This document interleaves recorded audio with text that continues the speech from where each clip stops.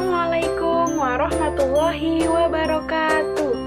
Halo adik-adik, perkenalkan nama kakak Hani Dahlia dari Universitas Negeri Jakarta, Prodi Pendidikan Ekonomi Konsentrasi Pendidikan Akuntansi. Pada kesempatan kali ini, kakak mau menyampaikan materi pembelajaran untuk sekolah dasar, khususnya untuk kelas 5 SD. Wah, kira-kira kakak mau bahas apa ya? Tapi sebelum masuk ke pembahasannya, kakak mau tanya dulu nih, di bulan Ramadan ini kalian pada puasa nggak? Kalau pada puasa, jangan minum es siang-siang ya. Pada saat bulan Ramadan, azan maghrib menjadi momen yang paling ditunggu-tunggu oleh seluruh umat muslim.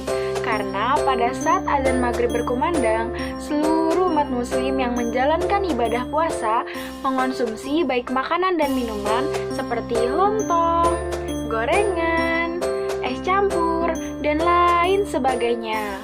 Tapi kira-kira kemana ya perginya makanan-makanan itu di dalam tubuh kita?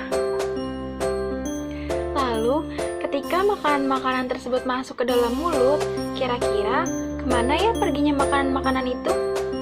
Daripada makin penasaran, langsung aja kita bahas perginya makanan-makanan tersebut melalui materi sistem pencernaan manusia. Adik-adik pernah dengar gak sih apa itu sistem pencernaan manusia? Sistem pencernaan adalah serangkaian jaringan organ yang berfungsi untuk mencerna makanan. Lalu, apa sih arti mencerna? Mencerna adalah mengolah suatu bentuk makanan hingga tak berbentuk. Kasian ya makanannya diolah sampai nggak berbentuk. Lalu, sistem pencernaan itu terdiri dari apa saja ya?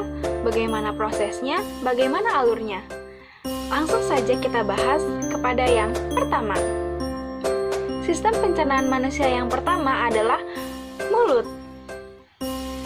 Mulut merupakan awal dari masuknya makanan menuju ke dalam tubuh manusia. Di dalam mulut terdapat beberapa struktur yang membantu proses pencernaan makanan. Yang pertama adalah gigi. Gigi berfungsi untuk mengoyak makanan dan mengolahnya ke dalam bentuk yang lebih kecil agar mudah untuk ditelan. Lalu selanjutnya ada lidah. Lidah berfungsi untuk mengatur posisi makanan dan juga merasakan apa yang dirasakan di dalam makanan tersebut. Dan yang ketiga adalah kelenjar ludah. Kelenjar ludah berfungsi untuk menjaga mulut agar tetap lembab. Lalu setelah dari mulut, kira-kira kemana lagi ya makanan-makanan itu? Lalu yang kedua yakni esofagus atau yang biasa disebut dengan kerongkongan. Kerongkongan adalah organ berbentuk pipa yang menyalurkan makanan dari mulut ke dalam lambung. Kerongkongan berfungsi untuk mendorong makanan hingga masuk ke dalam lambung.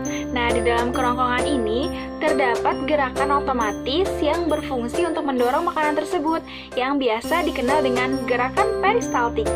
Keren banget ya, di kerongkongan ada gerakan otomatis gitu, gak mau kalah sama mesin. Nah, karena tadi pengertian kerongkongan adalah pipa yang menghubungkan antara mulut dan lambung, berarti setelah dari kerongkongan, makanan-makanan itu pergi ke lambung. Lambung adalah organ berotot yang terletak di bagian kiri atas perut. Lambung berada di antara kerongkongan dan juga usus kecil. Lambung berfungsi untuk mencerna makanan, dan di dalam lambung terdapat 3 enzim utama yang membantu mencerna makanan, yaitu penin, pepsin, renin, dan asam klorida. Pepsin berfungsi untuk mengubah protein menjadi asam amino, renin berfungsi untuk mengubah protein susu menjadi peptida, dan asam klorida berfungsi untuk melawan bakteri atau virus jahat yang masuk ke dalam tubuh bersama dengan makanan. Setelah makanan diproses dan dicerna oleh lambung, selanjutnya makanan akan menuju usus halus atau usus kecil. Di dalam usus kecil inilah terjadi pencernaan terbaik.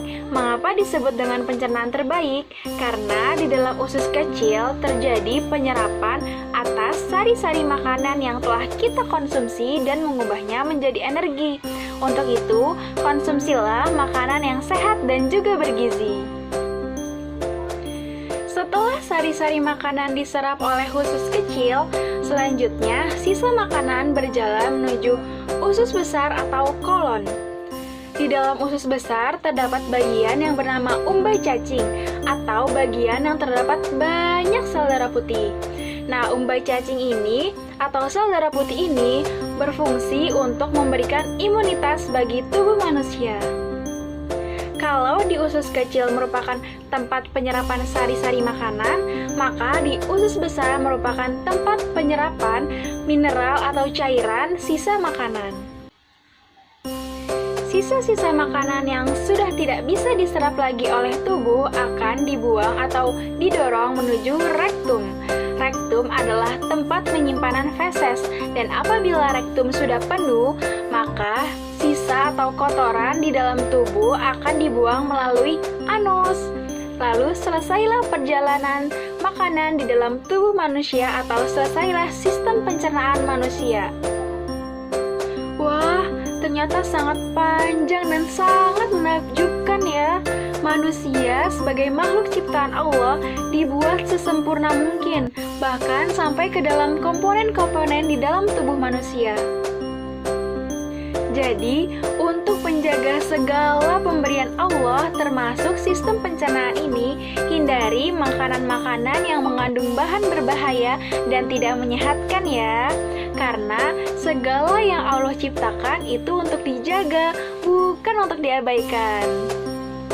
Cukup sekian materi yang dapat kakak sampaikan pada kali ini. Semoga dapat bermanfaat dan sampai berjumpa di materi selanjutnya. Bila ada sumur di ladang, boleh kakak menumpang mandi. Bila ada umurku panjang, lain waktu kita berjumpa lagi. Dadah. Wassalamualaikum warahmatullahi wabarakatuh.